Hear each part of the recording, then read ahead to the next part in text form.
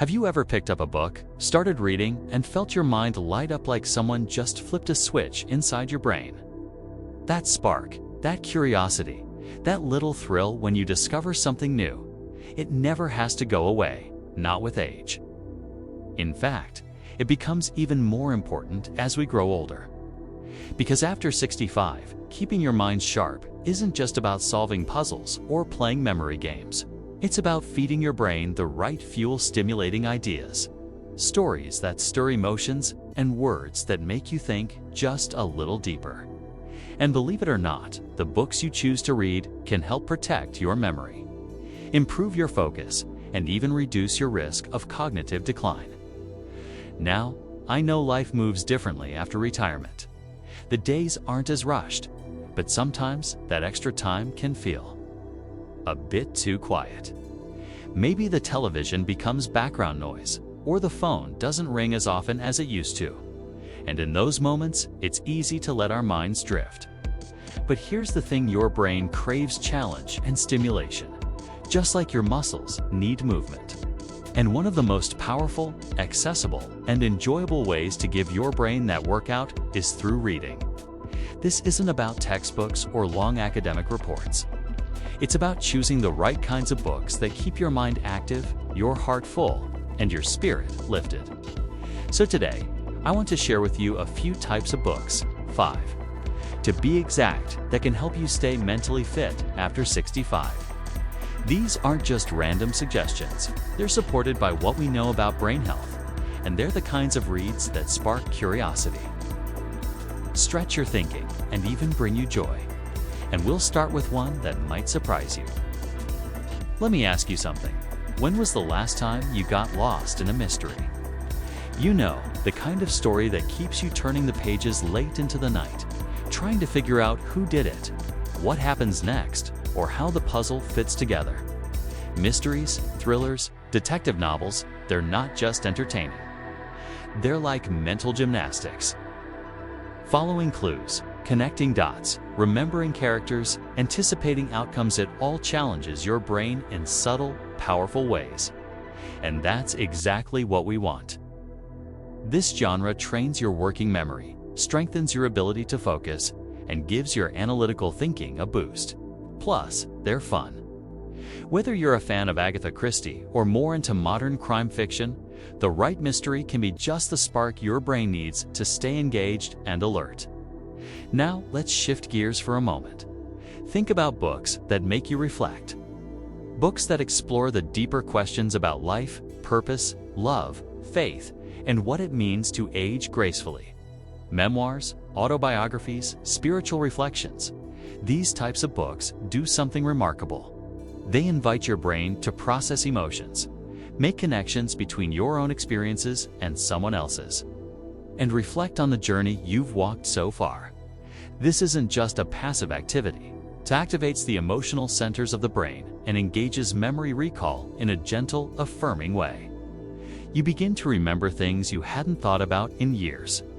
A story about someone else's childhood might trigger a vivid memory of your own. A passage about grief may stir feelings you hadn't put into words yet. This kind of reading helps your mind stay emotionally resilient, and that S, just as important as mental sharpness. And here's the beautiful part. You don't have to read an entire book in one sitting. Just a few pages in the morning with a cup of tea, or before bed in your favorite chair. The key is to make it a habit, something you look forward to, something that becomes a rhythm in your day. Because when you give your brain a reason to stay active, it rewards you often in the most unexpected ways. You start remembering names more easily. You feel more present in conversations. You even sleep better because your mind feels settled and fulfilled. So whether it's unraveling a whodunit or finding comfort in someone else's story, reading becomes more than just passing the time, becomes a way of caring for yourself. And at this stage of life, that kind of self-care is powerful. Now, don't worry if reading hasn't been part of your routine for a while. It's never too late to start. You don't have to read fast. You don't have to finish a book a week. Just choose something that feels right for you. something that sparks a little curiosity. Maybe it's a book you've had sitting on the shelf for years. Or maybe it's something brand new you've never considered before. All that matters is that it gets your mind moving, thinking, and exploring again. And if you ever feel like your focus slips a little more than it used to, that's okay too. That's actually another reason why reading helps. It strengthens the very muscles of attention and concentration that tend to fade if we don't use them. Every chapter, every sentence, every new idea, all adds up, giving your brain a steady workout without it even feeling like work. So let's make this part of your day, a gift to yourself. Time where you step into another world or reflect on your own in a deeper way. Because staying mentally fit isn't about chasing youth, it's about staying engaged, curious, and connected to what makes life meaningful. Let's keep going. Because there's another kind of book that might just surprise you with how much good it can do for your brain. Because sometimes the books that help us most are the ones that take us somewhere we've never been. I'm talking about historical fiction and travel narrative stories that unfold in distant lands, in another time, with people whose lives are so different from our own, yet somehow still familiar. These kinds of books do something special. They expand our world without ever needing to leave our chair. And after 65, that kind of mental stretching is golden. When you read about another era or another culture, your brain has to build new mental pictures. You imagine the setting, the characters, their motivations, the politics of the time, the clothes they wear, how they speak, how they live.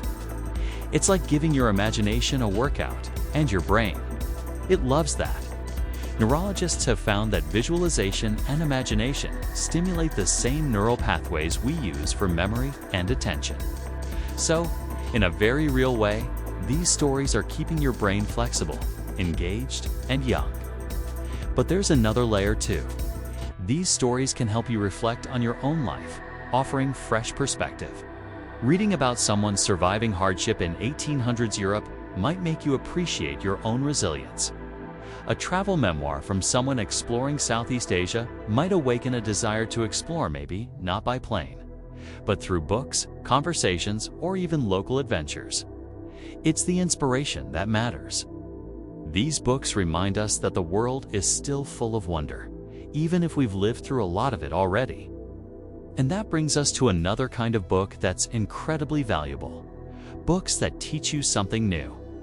Now, I know that might sound like work, but hear me out. I don't mean textbooks or anything that feels like homework. I'm talking about practical guides, how-to books, even short courses in book form that let you dip your toes into a new subject or hobby. Cooking, gardening, painting, playing a musical instrument, learning a new language, anything that challenges you just enough to make you feel like you're regrowing again. Learning doesn't have an age limit. In fact, studies show that when older adults continue to challenge their brains with new skills or knowledge, their cognitive abilities stay stronger for longer. You might not be memorizing facts for a test anymore, but that doesn't mean your brain doesn't crave new input. The beauty of this kind of reading is that it often leads to action. You read about something new, and then you try it. You experiment, you stretch, and that active learning process, it lights up your brain like a Christmas tree. I remember a man I met who was 72 and had just picked up photography as a hobby. He started by reading books about cameras and lighting and angles. A year later, he was taking portraits for his church community, all because he decided to pick up a book and learn. That's the kind of transformation possible when you stay curious. And the best part is, you don't have to become an expert. You just have to enjoy the process of learning, of exploring something new. It could be a short book on birdwatching or a guide to writing your memoir. Maybe you've always wanted to understand wine or astronomy or how to grow herbs in your kitchen window. There's a book out there for all of it. And each time you engage with one, your brain responds like it's being given fresh oxygen. This habit of learning also builds confidence, which is so important at this stage of life. Sometimes, the world can make us feel like we're slowing down, like there's not much left to do. But when you read something new, when you try something new, you prove otherwise to yourself and to others. You show that aging doesn't mean stopping. It just means doing things with more intention, more joy, and often with more meaning. Now, I want to mention one more powerful kind of reading, and this one might be the most overlooked: poetry and short essays. At first glance, they might seem small, too simple to make a difference. But don't underestimate the power of a few beautiful words. Poetry slows you down. It invites you to think differently, to feel something, to interpret, to imagine, and all of that. It sharpens your brain in quiet but lasting ways. When you read a poem, your mind naturally tries to find rhythm, meaning, metaphor. That process builds new neural connections. And short essays, whether they're reflective, humorous, or philosophical work, much the same way. They don't overwhelm you. They don't demand hours of your time. But they give you just enough to feel something real, to think a little deeper, to reflect. And sometimes, reflection is exactly what we need. A few lines of poetry before bed. A thoughtful essay with your morning coffee. These little reading moments nourish your mind gently and consistently. So whether you're exploring history, discovering new skills, or getting lost in a few stanzas of verse, your brain is responding. It's stretching, rewiring, thriving. And you're doing something incredibly kind for yourself, something that has long-term rewards in clarity, confidence, and joy. Let's keep going. There's still one more type of book that can support your brain health in a powerful way. And this one might just bring a smile to your face every time you pick it up. ... And that smile I mentioned. It comes from reading books that make you laugh, or at least feel good. Humor and lighthearted stories are often the medicine we don't even know we need. After 65, life can bring more challenges, health changes, losses, or just the weight of slowing down a little. But laughter, joy, and emotional release are powerful ways to boost mental fitness. And reading something that lifts your spirit can do more for your brain than you might expect. When we laugh, or even just feel uplifted, the brain releases chemicals like dopamine and endorphins, nature's mood boosters.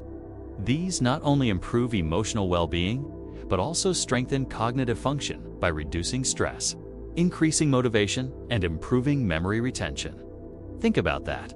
A good chuckle from a witty novel or a heartwarming story, ice and tea. Just fun it's keeping your mind sharp. You might find this in a humorous memoir, lighthearted fiction, or books filled with uplifting short stories or personal essays. Authors like Irma Bombeck, David Sedaris, or even collections of real-life feel-good tales can make your evenings brighter. These aren't just entertaining, they help you stay connected to the lighter side of life, which is a crucial part of emotional resilience. And emotional resilience matters. It's what helps you handle the unexpected, navigate loneliness, and find hope when life feels heavy. Reading joyful content gives you an emotional reset. You may finish a chapter and feel a little lighter, a little more hopeful, a little more like yourself. And that feeling is a form of strength. But there is something else that happens when you read regularly across all types of books we talked about. You begin to notice a quiet transformation. You think more clearly. Your memory feels a bit sharper. You find more joy in conversations because you have something new to share. Reading keeps your brain active and alive, but it also keeps your sense of identity strong. And let's not forget, reading connects us. Whether you're part of a book club, exchanging favorite titles with friends, or simply sharing a passage with a loved one, books create bridges. They remind us that we're not alone in our thoughts or our experiences, especially after 65, when social circles might shift or shrink. Books can be companions and conversation starters. Now, maybe you're thinking that all sounds good, but I haven't been much of a reader lately, and that's okay. The goal isn't perfection. The goal is consistency and enjoyment. Even 10 or 15 minutes a day can be enough to feel the benefits. You don't have to read a thick novel. Don't even have to finish a book in 1 week. Just find something that interests you, something that makes you want to turn the page, Let that be your daily gift to yourself. One woman I spoke with recently shared that she started a habit of reading just one poem each morning before her tea. That was it. One small moment of reflection each day. And she said it changed how she viewed everything, from how she approached the day to how she talked with her grandchildren. That's the power of a small mental ritual.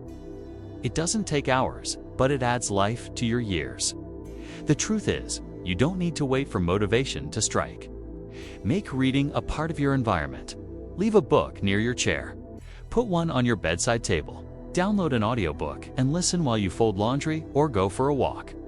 The more accessible it is, the more likely it becomes a habit. And with habits come results not overnight, but over time. And here is something else. Don't be afraid to reread books you loved when you were younger. Revisiting an old favorite can stir up powerful memories and emotions, sometimes more vividly than you expect. It's like catching up with an old friend, familiar, comforting, and deeply meaningful. That emotional connection can stimulate memory and evoke reflection in a way that new material sometimes doesn't. In fact, researchers say nostalgia, when positive, can have therapeutic effects on brain health and emotional stability. So whether it's exploring new topics, traveling through time and cultures, diving into poetry, or laughing your way through a memoir, reading after 65 is a powerful way to stay mentally sharp and emotionally strong. Every page you turn is like fuel for your brain and nourishment for your soul. You don't have to read what everyone else is reading. Choose what delights you, what challenges you, what makes you think, or even what makes you forget your worries for a while. Let reading become your quiet rebellion against the myths of aging. Because staying sharp isn't just about avoiding decline, it's about continuing to grow, to feel inspired, to stay engaged in the beautiful unfolding of your life story. And maybe, just maybe, one day someone will pick up your story because you chose to keep learning, laughing, and living fully. Here's 2 books that open your mind, lift your heart, and remind you that it's never too late to feel truly alive.